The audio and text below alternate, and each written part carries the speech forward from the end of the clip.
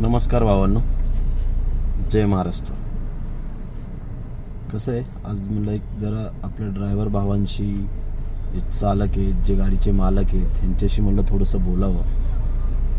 गाडी मालकांनी पण आणि बाकी जे आपले जे ड्रायव्हर भाऊ आहेत त्यांनी पण थोडंसं ऐकावं. त्यासाठी मी हा एक व्हिडिओ बनवते आपल्यासाठी छोटासा. एक कसं आहे म्हणजे, जर आपण ज्या गाड्या घेतो त्या गाड्या मिनिमम आपण 8 ते 9 वर्ष चालू शकतो. जसं 8 वर्षामध्ये पण त्या गाडीची म्हणजे पूर्ण म्हणजे RTO परमिशन 8च वर्ष आहे तसं.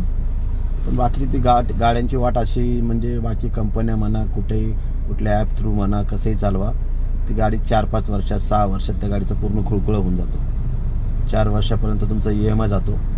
त्यानंतर तुम्ही विचार करता की आता मी या गाडीवरती खूप कमवणार, आता माझा EMI नाही. पण त्यानंतर 4 वर्षानंतर तुमची गाडी काम करायला चालू होती. मग तिचं काम करत बसलं का आणि EMI भरला का, एकच झालं ते. तर माझं म्हणणं कसं आहे म्हणजे की ह्याच्यामागं परत कसं आहे बघा, इन्शुरन्स आला, रोड टॅक्स आला, गाडीचे मेंटेनन्स आले, आणि बऱ्यापैकी म्हणजे तुम्हाला सगळ्यांनाही माहिती आहे की किती तास गाडी चालवावी लागते. किती तास चालवले तरी पूर्णपणे त्रास तर होतोच.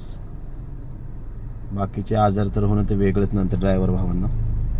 तर मला असं वाटतं की बाबा, आता बघा, प्रत्येकजण कोणी म्हणजे जर समजा सिडान गाडी असेल तर सिडान गाडी 10 आणि 11 रुपयांनी चालवणार. 10 आणि 11 रुपयांनी चालवणार. त्याच्यामध्ये तुमच्या टायरची झीज होणार, बाकीच्या गाडीचं ऑइल पाणी जे काय असेल ते, म्हणजे गाडी म्हणल्यावरती काम निघणारच आहे, असं नाही की काम निघणार नाही. पण बाकीच्या गोष्टी पण आल्या. त्यामध्ये कसं असतं, बऱ्याच ठिकाणी तुम्हाला म्हणजे परत RTO पकडणार, आणि बऱ्याच ठिकाणी तुम्हाला कुठं जायचं म्हणलं, समजा लोणावळा म्हणले किंवा आपल्या इकडे माथेरान नेरळ साईडला म्हणले, तर टी परमिट गाड्यांना परमिशन नाही तिकडं. म्हणजे जे बऱ्यापैकी हिल स्टेशन आहेत तिकडं आपल्याच म्हणजे बाहेरच्या गाड्यांना अलाउड करत नाहीत. तेच म्हणजे ॲप थ्रू जर तुम्हाला चालवायचं असेल तर ते येऊन देणार नाहीत तुम्हाला. आणि असंही शक्यतो प्रायव्हेट पण येऊन देत नाहीत, ते अडवतात सरळ. त्यांचे म्हणजे त्यांना तसं ते म्हणजे एक परमिशनच भेटलेली की तुम्ही त्यांच्या गाड्या अडवू शकता, तर ते तिथून तुम्हाला घेऊन देणार नाही. मग तुम्ही थोडंफार तेवढं जे काय लोकल भेटतं त्याच्यामध्ये तुम्ही चालवत बसता. त्याच्यामध्ये तुम्हाला काय परवडतं काय नाही तुम्हालाच माहिती. म्हणजे एक शब्द जरा सांगा की बाबा खरंच तुम्हाला काय परवडतं. तर असा म्हणजे विषय. आणि बाकीचा खर्च आला, ट्रॅफिकवाल्यांचे फाईन आल्या, सतत म्हणजे वेगवेगळ्या प्रकारे त्यांना पकडणं, हे ते, म्हणजे ह्या सगळ्या गोष्टींचा विचार करा की रेट खरंच तुम्हाला परवडतो का. कसं आहे, ह्यासाठी आहे ना, आपण कुणाची वाट बघत बसायची गरज नाही. मी म्हणजे मालकांनाही सांगतोय, चालकांनाही सांगतोय की सगळ्या गोष्टीची वाट बघत बसायची गरज नाही की कोणीतरी उद्या येईल आणि आपल्या हक्कासाठी लढेल. टूर्स अँड ट्रॅव्हल्सवाल्यांचे जेवढे बिझनेस आहेत ना, त्यांच्यासाठी कोणी लढेल. आपल्याला सुटावं लागेल, आपल्यालाच आवाज वाढवावा लागेल. ह्या सगळ्या गोष्टी आपल्यालाच करायच्या. कोणी येऊन विचार करत बसू आपण की कोणी देव माणूस येईल आणि तुम्हाला हे करेल, कोणी येत नाही. अशी येतात बरेच जण, 4 दिवस आरडाओरडा करतात, मोर्चे काढणं, हे काढणं, ते काढणं होतं. नंतर कोणीही काही बोलत नाही, सगळे आहे तसे शांत होऊन जातात. तर ह्यासाठी माझं म्हणणं एवढंच की बाबा, हे पटापट थोडंसं काहीतरी पावलं उचलली गेली पाहिजे. जसं बाकीचं हे आलं म्हणजे, समजा आता तुम्ही जे ओला उबेर वगैरे चालवता, ते लोक किती घेतात, 25 ते 30% घेतात ते.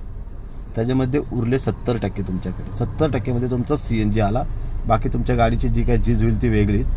म्हणजे 70%मध्ये तुम्हाला उरणारच किती आहेत, जास्तीत जास्त 25%, 20%, 30% सगळा तुमचा खर्च काढून.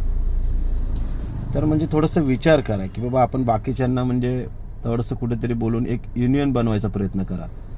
हां, युनियन बनवा. नंतर प्रत्येकाने आपापल्या एरियामध्ये जे काय असतील ते, जर संघटना असतील, जे काय नावाने असेल ते ओपन करा. म्हणजे आणि युनियन असेल तर त्यासाठी कसं रजिस्ट्रेशन असेल तर तुम्हाला म्हणजे डायरेक्ट मंत्रालयापर्यंत जाऊन बोलता येतं. जर तुमचं युनियनच नाही, तुमचं रजिस्ट्रेशनच नाही आहे, तुमचं कशातच काय नाही आहे, तर तुम्ही कुठंच आवाज उचलू शकत नाही. तुमचा आवाज जागेवर दाबला जाईल जर तुम्ही बोलायचा प्रयत्न केला तर. मला एवढंच म्हणजे मला सांगण्याचा हेतू एवढंच आहे की बाबा, आपला विचार आपल्यालाच करायचा. कुणी कुठलाही मंत्री, खासदार, आमदार जे कोणी असतील ते कुणी तुमच्यासाठी लढणार नाही आहे. जसं बाकीच्यांसाठी सगळे लढतात ना, बाकीच्या गोष्टी आपण बघतोच. त्या गोष्टींचा आता म्हणजे इथं म्हणजे बोलावं नाही, पण एकच गोष्ट म्हणजे बाकीच्यासाठी ते लढतातच. मंत्री असू दे, खासदार असू दे. पण एवढं आहे की चालक मालकसाठी कुणीही लढणार नाही आहे. आणि पहिली गोष्ट त्यांना ही गोष्ट कळत नाही की चालक आणि मालकाशिवाय कुठल्याच गोष्टी होऊ शकत नाही. मग ॲम्ब्युलन्स असू दे ना, तर मग कुठलीही गाडी असू दे, तर कुठल्या मंत्र्याची असू दे, तिथे चालकाची गरज लागतेच. पहिली गोष्ट, देशामध्ये चालक आणि मालक या दोन गोष्टी जर बघायला गेलं तर देशामध्ये आपल्या म्हणजे 3-4 नंबरवर तर येतीलच. म्हणजे देशात जे सेवा करतात, ड्रायव्हर असू दे या मालक असू दे, सगळ्या गोष्टी म्हणजे काळजीपूर्वक जरा विचार करा की बाबा आपण पण देशासाठी काहीतरी करतो आणि आपण म्हणजे जेवढा टॅक्स जो आपल्याकडनं जातो तेवढं मला नाही वाटत कुणाकडनं जात असेल. प्रत्येक ड्रायव्हर भाऊ 10-10 लाखाची गाडी घेतो, 15-15 लाखाची गाडी घेतो, दर वर्षाला रोड टॅक्स भरतो, हे करतो, सगळा तो पैसा सरकारला जातो.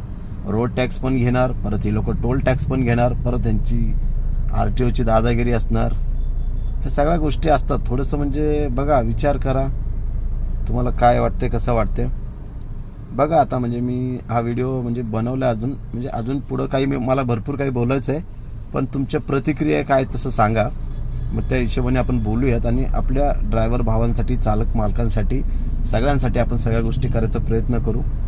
या व्हिडिओच्या द्वारे मला एवढंच म्हणजे सांगणं होतं की बघा, थोडंसं विचार करा. आपला विचार आपल्यालाच करावा लागेल, बाकी कोणी येणार नाही या सगळ्या गोष्टी सांगण्यासाठी. तर बघा, विचार करा. जय हिंद, जय महाराष्ट्र भावांनो.